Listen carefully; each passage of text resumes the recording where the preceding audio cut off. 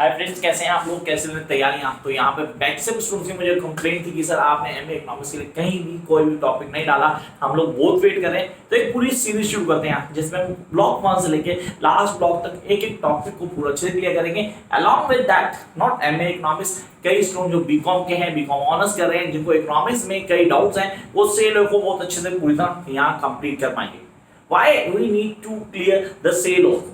Sir अगर बात करें तो केन्स और classical theory of economy first block में आती है और दोनों को क्लियर करना बहुत जरूरी है और दोनों ही एक्सपेक्टेड है। बीकॉम ऑनर्स और एमए इकोनॉमिक्स, ये टॉपिक कंफर्म पे बना।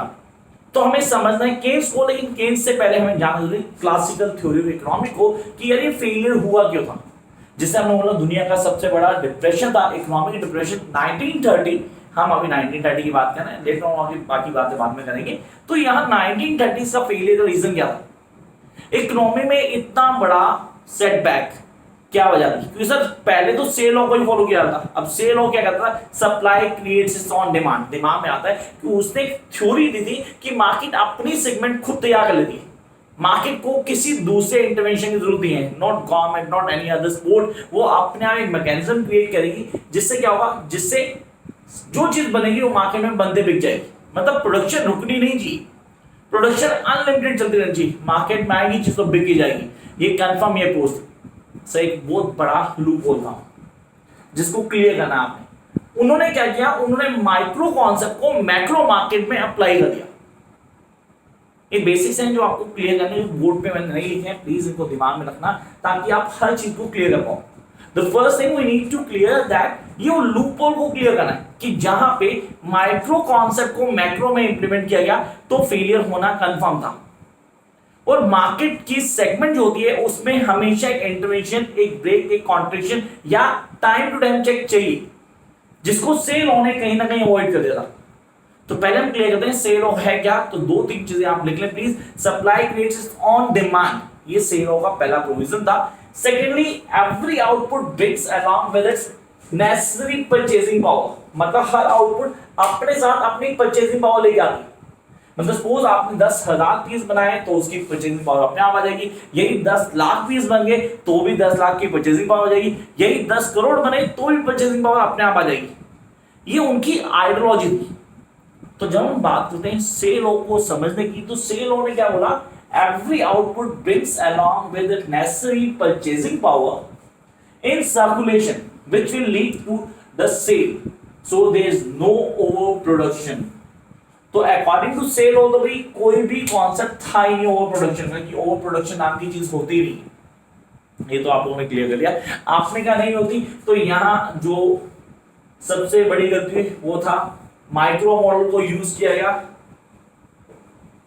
मैक्रो के अंदर। या प्लीज लिख लेंगे, दिमाग में रहेगा तो बहुत अच्छे से क्लियर कर पाएंगे। माइक्रो सेगमेंट को यूज किया पूरी तरह से कहां पे? सर मैक्रो में। अब यहां पर खाली से को ब्लेम करना गलत हो जाएगा, क्योंकि यहां पे अलॉन्ग से हमारे पास बाकी लोग भी थे। सर प्रोमिनेंट फिलोसफर्स इकोनॉमी जिनको अर्थशास्त्री कहा गया था, वो एडम स्मिथ का नाम तो सुना होगा definitely, you heard the name of Adam Smith. अब आपने कहा सर एडम स्मिथ से के साथ आ गए Adam Smith, You must have heard his name। इनका नाम डेफिनेटली आप लोगों ने सुना होगा। तो एडम स्मिथ अकेले नहीं थे, यहाँ पर कैलकुलेट करते हैं कि हमने कहा सिर्फ और सिर्फ एडम स्मिथ कहूं तो भी गलत होगा। David Ricardo, the next name is the David Ricardo, जिसको क्लियर करना जरूरी है।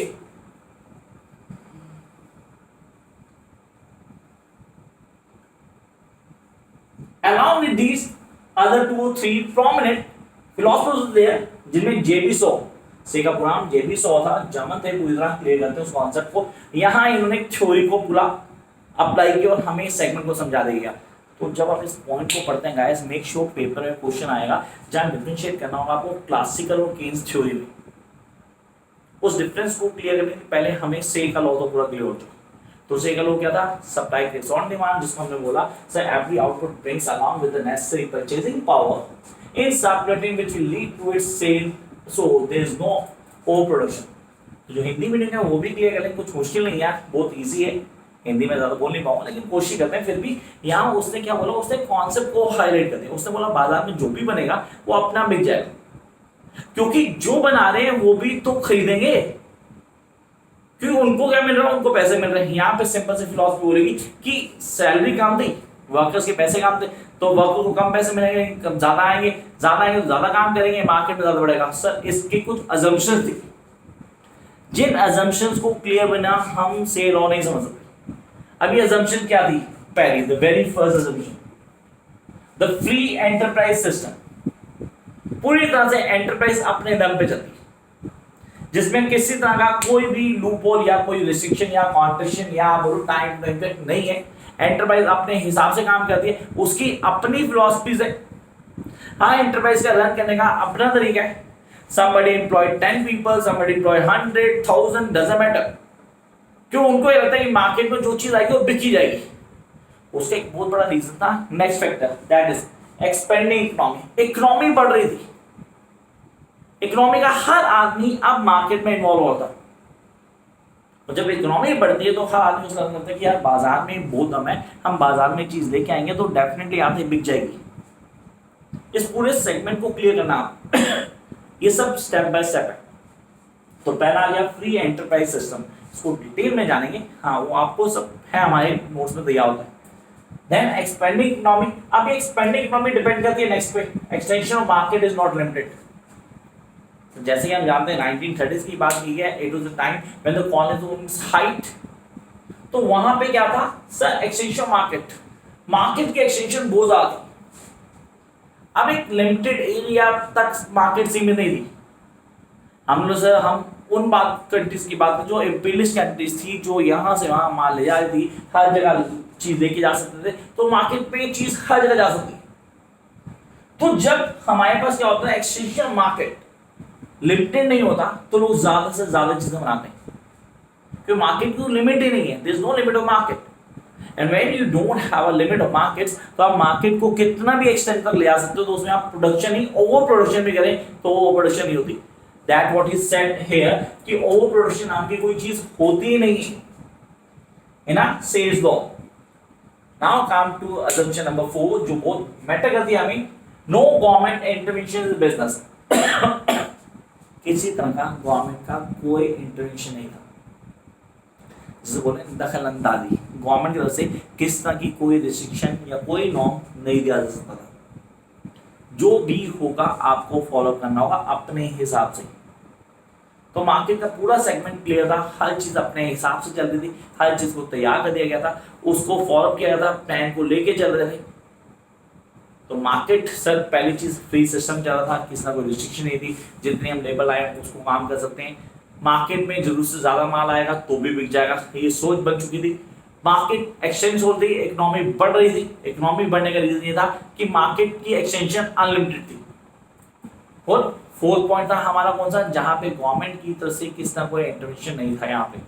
And then come to the last assumption of sales law, and that is flexibility of interest rate. Interest rate में फ्लेक्सिबिलिटी दी गई, जो बहुत ज्यादा हेल्पफुल थी कई लोगों के लिए, स्पेशली फॉर द बिजनेसमैन। उस चीज को डील कर रहे थे, उसका फायदा भी ले रहे थे। तो आपने बोला सर कैसे ले रहे थे, उसके कॉन्सेप्ट क्या थे, किन चीजों को क्लियर करना, ये सारा का सारा हमें समझ आना चाहिए। तो एक छोटा सा फीडबैक लेते हैं ऊपर से नीचे तक। अभी तक सेल ऑफ में हमने क्या क्या पढ़ा। सेल ऑफ मार्केट क्या कहता है कि कोई भी चीज मार्केट में जो है वो बिक जाएगी, उससे किस तरह रोका नहीं जाएगा। मार्केट में कोई भी सेगमेंट ऐसा नहीं होगा जिससे हम ओवर प्रोडक्शन है। इसकी assumption थी, जिन assumption को हमने फॉलो किया, पहला free enterprise system, number 2 expanding economy, number 3 extension of market is not limited, ये लिमिटेड नहीं था, no government intervention in business and flexibility of interest rate. अब ये सारी चीजें क्लियर करने के बाद हमारे पास एक पॉइंट आता है that there is no problem of demand in the market because it automatically creates its own demand. इसका अगर मैं एक सम करूं इन सारे पॉइंट्स हैं, सारे assumptions का, तो वो निकल के आता है दैट देयर बी